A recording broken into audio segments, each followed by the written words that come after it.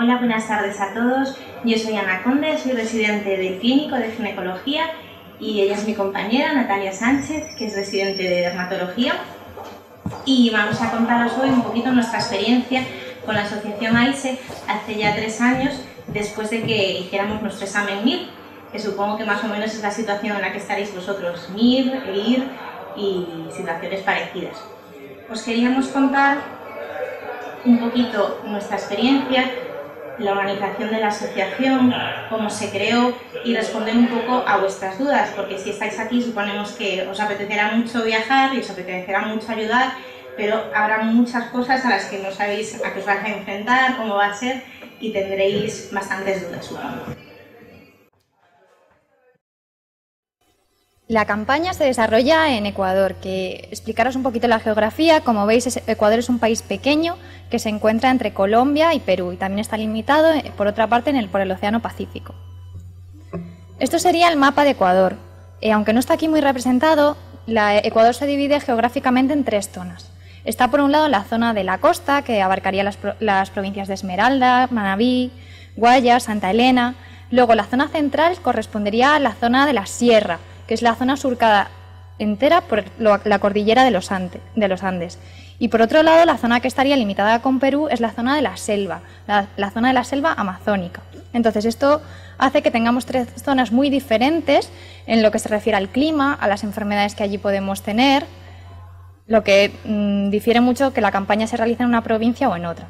En nuestro caso, realizamos la campaña en la zona de la provincia de Loja, que como veis es una provincia que se sitúa al sur.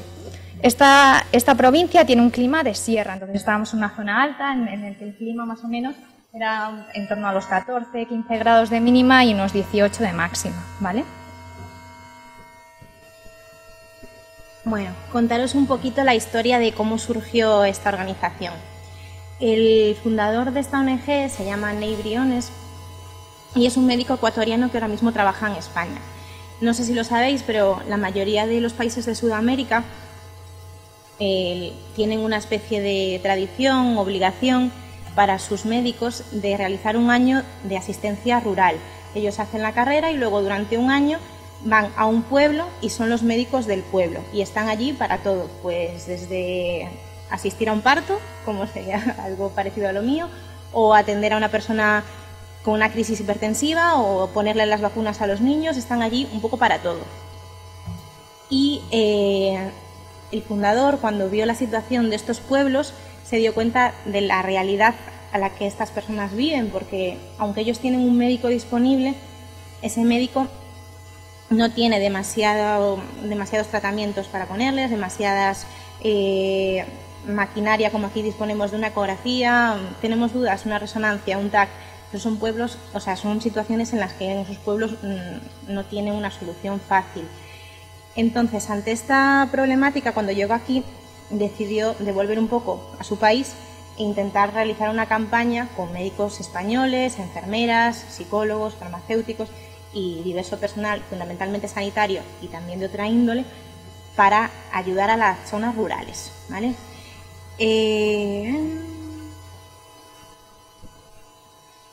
Bueno, esto es un poco... Esta foto corresponde al primer día que llegamos a Ecuador, ¿vale? Llegamos al aeropuerto de Guayaquil y el primer día nos alojamos en un hotel. Aquí en esta foto, como veis, estamos organizando la medicación. ¿De dónde sacábamos esa medicación? Pues durante los meses de antes nos habíamos dedicado a ir por las farmacias, por los centros de salud, informábamos de que íbamos a realizar una campaña sanitaria en Ecuador, con un papel que además te daba la organización, y recogíamos esas medicinas que no podían estar caducadas. O sea, son medicinas que estaban bien, pero que en un país desarrollado como el nuestro nos aguardamos un montón de medicinas que no utilizamos en los armarios. Entonces, esto fue el proceso de conseguir la medicación.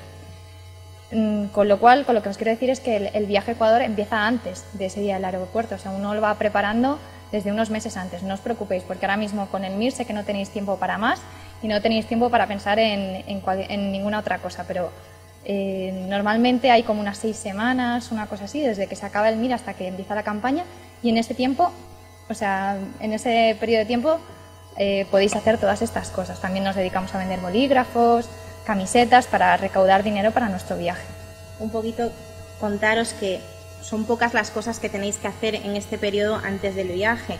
Normalmente el viaje es en febrero y dura unas 5 semanas. La campaña son de 5 semanas, se realizan 2 campañas al año normalmente.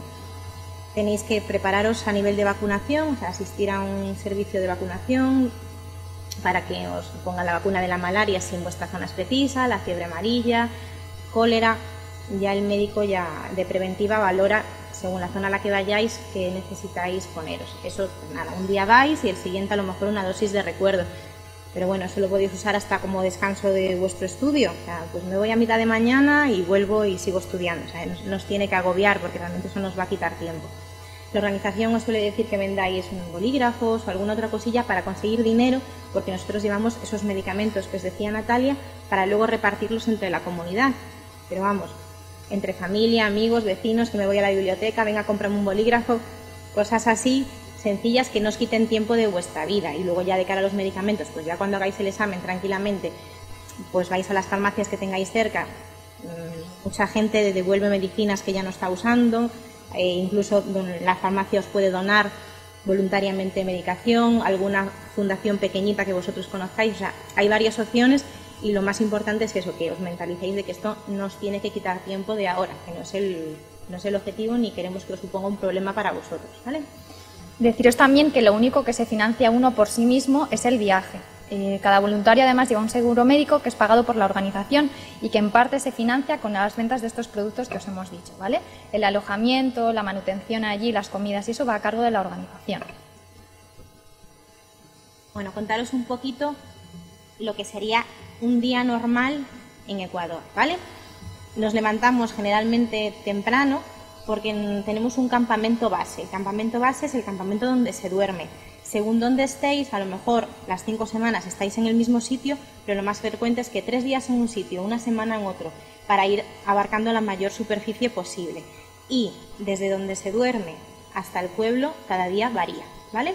Entonces os llevarán pues en autobús o en el medio de transporte que tengan disponible ellos. Nosotros teníamos un minibús, pero bueno, es verdad que nuestra provincia nos trató bastante bien. Éramos unos privilegiados, pero bueno, otra gente estaba en una base militar, entonces a lo mejor lo llevaban los militares.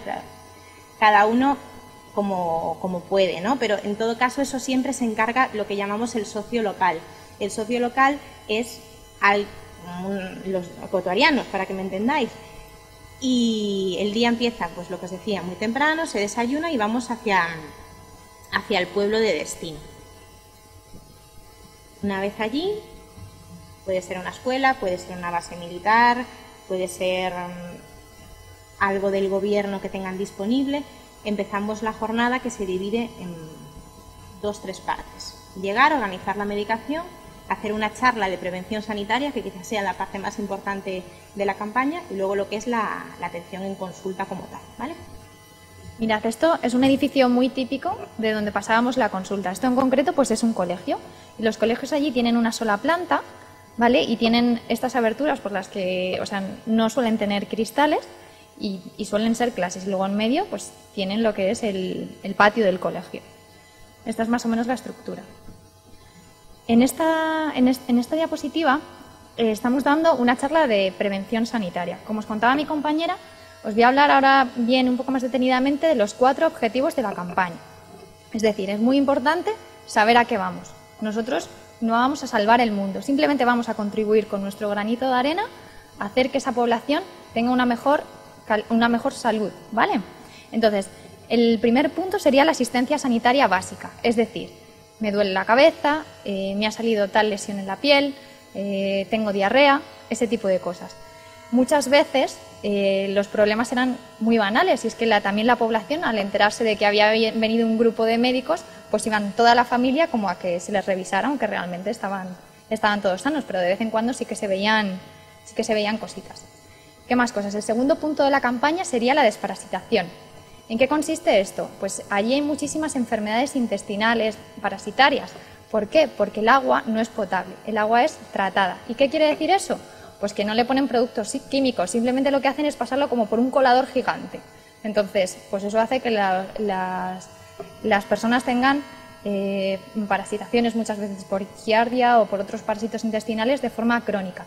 Y allí está indicado hacer una desparasitación de forma profiláctica cada 6 meses en toda la población, ¿vale? Que generalmente se hace con albendazol. El tercer punto de nuestra campaña sería el cribado de enfermedades crónicas, principalmente la hipertensión y la diabetes. Para ello, ¿qué hacíamos? Pues prácticamente a toda la población, bueno, no será a lo mejor que nos viniera un niño de 10 años, pero población mayor de edad, a todo el mundo les tomábamos la tensión, y a los pacientes que veíamos con factores de riesgo, porque también nos enfrentábamos a una limitación en lo que era el material, les hacíamos pues una tira de glucemia.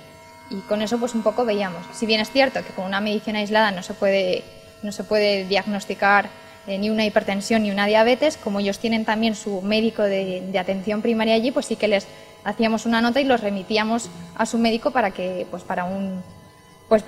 para ser diagnosticados si es que presentaban la enfermedad. Y por otro lado, el punto más importante era la educación sanitaria. ¿Y en qué consiste la educación sanitaria? Pues muchas veces algo tan básico como enseñarles a comer, a cómo tienen que distribuir los alimentos. La famosa pirámide de los alimentos, pues llevábamos nosotros nuestro dibujo, les enseñábamos los diferentes componentes de todos los alimentos, los hidratos de carbono, los lípidos, en qué proporciones tienen que comer, ¿vale? Y luego también hacíamos una educación sexual, ¿vale? Para que utilizaran medios, sobre todo el preservativo, para evitar enfermedades de transmisión sexual y también un poco por control de la natalidad, ¿vale? Que allí es importante.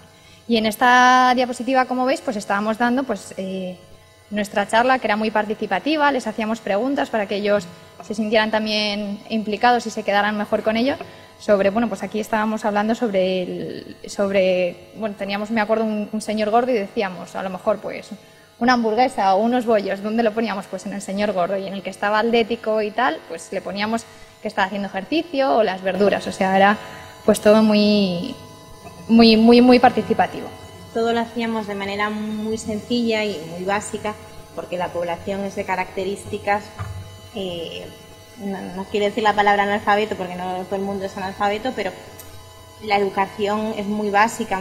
No todo el mundo puede ir a la escuela, los niños a veces desde pequeños están en el campo, entonces no todo el mundo va a explicar las palabras de decir diabetes, hipertensión arterial, hay que simplificárselo todo mucho y sobre todo hacerles entender cosas tan simples como que el agua no la pueden beber directamente del pozo o del río del que la saquen, porque esa agua les va a transmitir enfermedades y les va a hacer daño, y simplemente cosas como dejar el agua tapada al sol o hervir el agua les va a prevenir de todo eso. Y eso son cosas que las abuelitas, que luego veréis imágenes como con los ojos abiertos atendiéndonos, no lo sabían y decían, ¡ay, qué bien que nos lo hayáis dicho!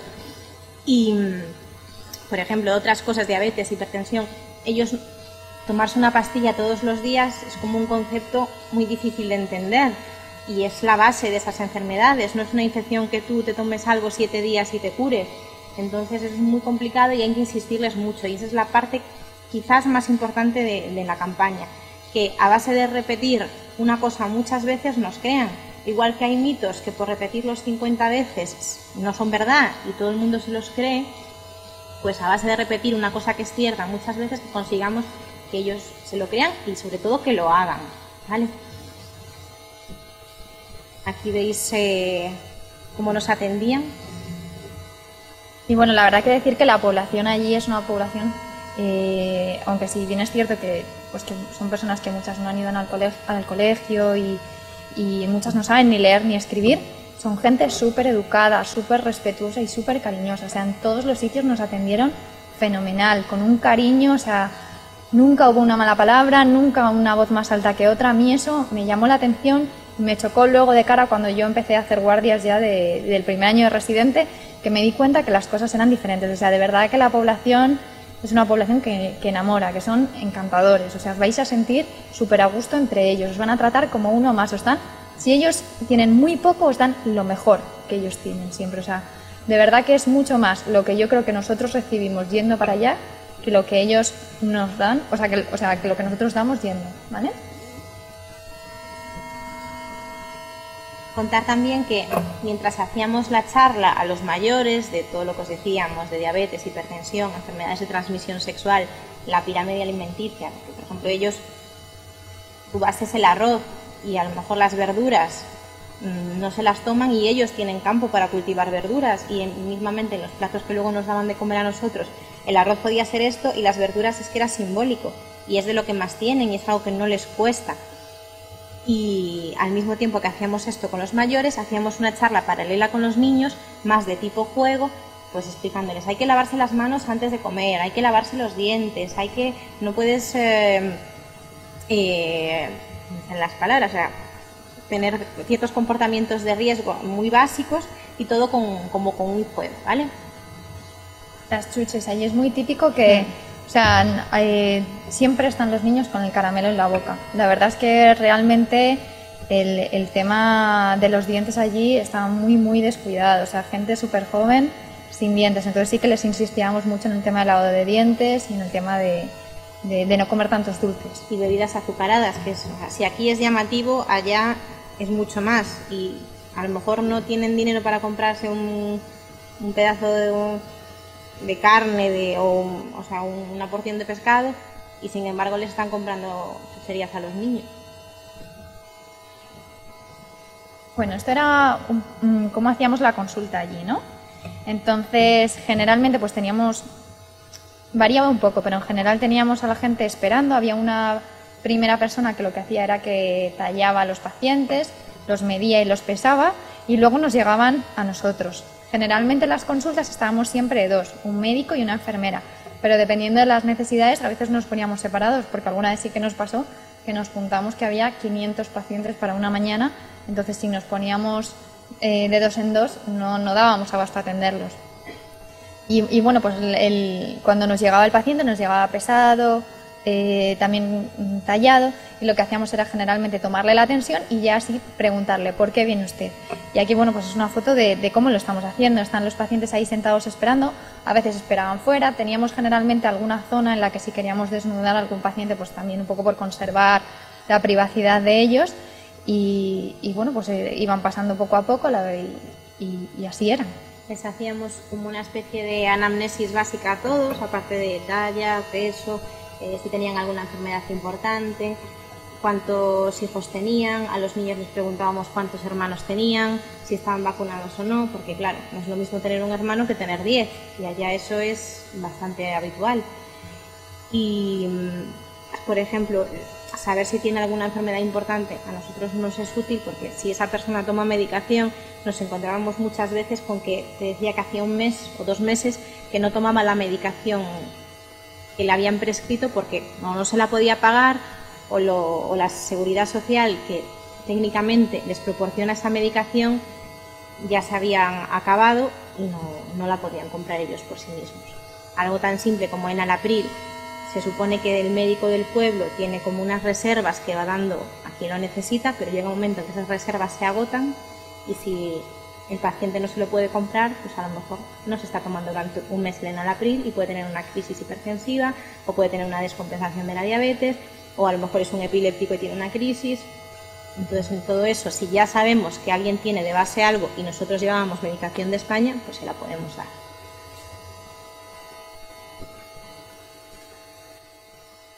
Bueno, esto es un poco también cómo era la consulta. Como veis aquí estamos 2 personas pasando la consulta y deciros que teníamos, pues nuestro material era muy escaso. Lo que decimos, el fonendo, nuestra buena voluntad, el tensiómetro, las tiras de glucemia que eran también como un bien súper preciado y escaso que teníamos que seleccionar muy bien al paciente antes de hacerlo. Tiras de orina. Tiras de orina también, pues teníamos el material era muy escaso, ¿no? Bueno, nos apañábamos, pero algún otoscopio que repartíamos, claro, algo para los reflejos, un martillo, de todo eso no lo usábamos, no lo teníamos uno cada uno, solo luego ya vosotros cuando hacéis una reunión antes de iros a Ecuador, que suele ser en Barcelona porque es donde está el fundador y donde está la organización, la sede base, y allí ya os ponéis de acuerdo de, pues mira, yo tengo un atlas de dermatología, pues vale, es un atlas pequeño, me llevo yo un atlas de dermatología, si tenemos alguna duda, pues consultamos el atlas. Otro, pues yo me tengo un manual pequeñito de medicina interna, vale, pues yo me lo llevo, tal. Otro, pues yo tengo un otoscopio, genial.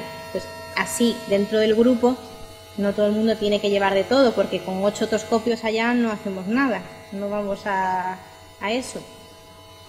Y bueno, deciros eso, que compartíamos todo y que tampoco tengáis miedo. Y una de las cosas que me asustaba o que me preocupaba antes de ir era el no dar la talla, porque nosotros salimos de la carrera y salimos con poca formación práctica. Hemos ido al hospital, pero habrá muchos que yo no había dado un punto en mi vida o había muchas cosas que no había hecho, pero deciros que entre todos se sale y que generalmente los problemas de salud que allí nos encontramos son problemas pequeños, es decir, urgencias como tales hay pocas. ¿Qué tuvimos de urgencias? Pues algunas crisis hipertensivas, algún dolor torácico, pero poca cosa. No tuvimos ningún parto, no tuvimos ninguna mordedura de serpiente ni ningún accidente grave que realmente pues hubiera que hacer algo más. Y que en cualquier caso es muy importante también allí la colaboración de las enfermeras, que ellas sí que tienen mucha formación práctica y para nosotros los recién salidos médicos pues nos ayudan un montón, o sea que no os preocupéis, que además tenéis el MIR súper fresco, es probable que no sepáis tanto de medicina como después del MIR y que lo vais a hacer fenomenal, o sea que no os asuste ese pensamiento.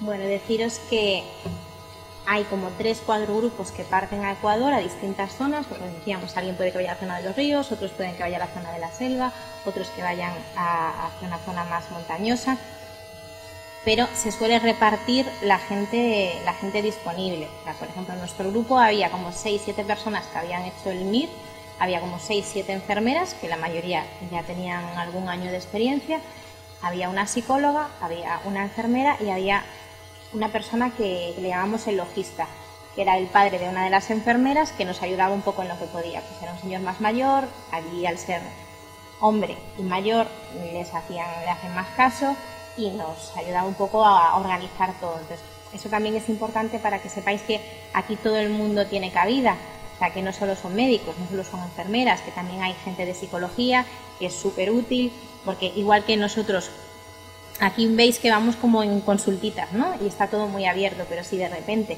te llega una niña que la han maltratado, porque os vais a encontrar situaciones de esas, o llega una mujer llorando porque han abusado de ella, pues tener a una psicóloga pues está muy bien. Puede haber un fisioterapeuta, puede haber un trabajador social, o sea, hay muchos perfiles que no todos los grupos a lo mejor van a tener, pero que sepáis que todo el mundo es bienvenido y que si conocéis a otra persona que a lo mejor es un perfil menos sanitario, para que me entendáis, y quiere venir, pues seguramente vaya a ser muy útil también.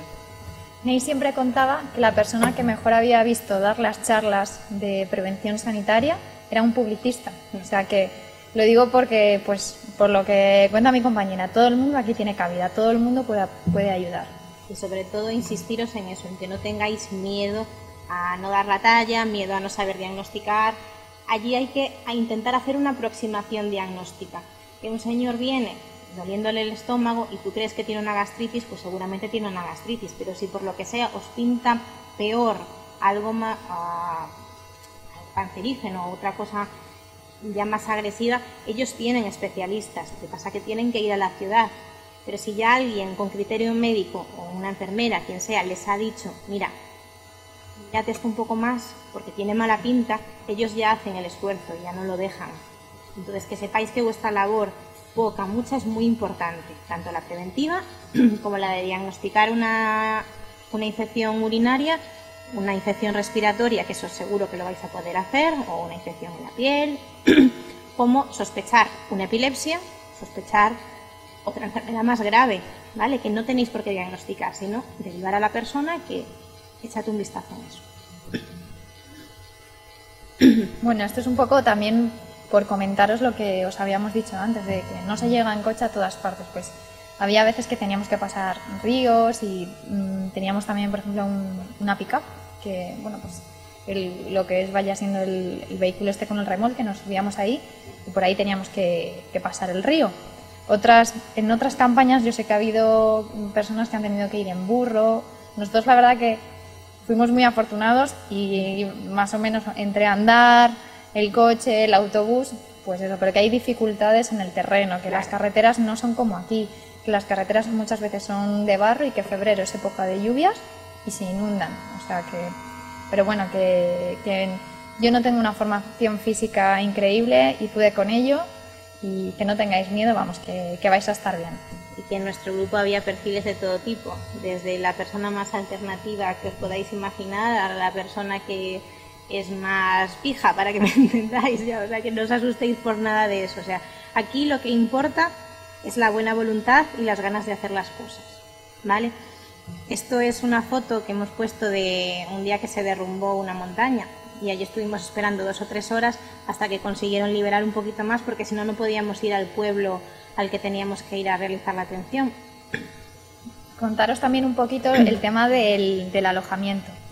El alojamiento lo pone, o sea, se encarga de ello el socio local, entonces varía dependiendo de la zona donde estéis y del momento. Habrá veces que os alojará en hotelillos de la zona, otras veces en casas de la gente, otras veces en un colegio. O sea, hay mosquitos, en algunos grupos tuvieron alguna rata, o sea, las condiciones, digamos que no, o sea, sanitarias, tenéis que ver que a lo mejor no vais a estar en casa, ¿vale? Pero que estuvimos bien, siempre nos pudimos duchar, o sea, pero no es vuestra casa y también tenéis que saber un poco a lo que vais, tener paciencia, ver todo con una sonrisa y saber a qué vais. Por eso al principio poníamos algo de preparando la aventura, porque esto en el fondo, hasta que no estáis allí, es difícil imaginarse el alcance y es difícil imaginarse qué vas a hacer allí, cómo vas a dormir. Luego al final, lo que os decía, desde el primero hasta el último lo llevan y todo el mundo lo disfruta, que eso también queremos que lo sepáis, pero que seáis conscientes de las dificultades, que luego no lleguéis allí a los 3 días y digáis, madre mía, estaba yo mejor de vacaciones, ¿vale? ¿Dónde me he metido? Me ha dicho mi madre que no viniera, ¿qué he hecho yo? Esas cosas. Pues eso, que hay momentos muy bonitos, perdón, y que lo vais a disfrutar mucho si finalmente os animáis, por lo que os decíamos antes, porque aunque nosotros pensamos que vamos a ayudar y que queremos ser los salvadores del mundo, en el fondo cuando vuelves te das cuenta de que has recibido más, de que te llevas también un choque de realidad de poder aquí saber lo que es tener agua caliente siempre, de saber lo que es tener luz eléctrica, que aunque esas cosas las sabemos, hasta que no te faltan no las valoras tanto. Desde esos simples detalles, o de ver cómo una persona está siempre con la sonrisa en la boca y ve sus casas, y sus casas en el techo puede haber agujeros, si llueve entra de todo, el suelo es barro, ver cómo esa gente que no tiene nada, llegas tú y mata una gallina para que tú comas la gallina, aunque ellos lleven un mes sin comerla. Entonces todas esas cosas te hacen darte cuenta de lo que aquí tenemos y no valoramos, y también es muy importante.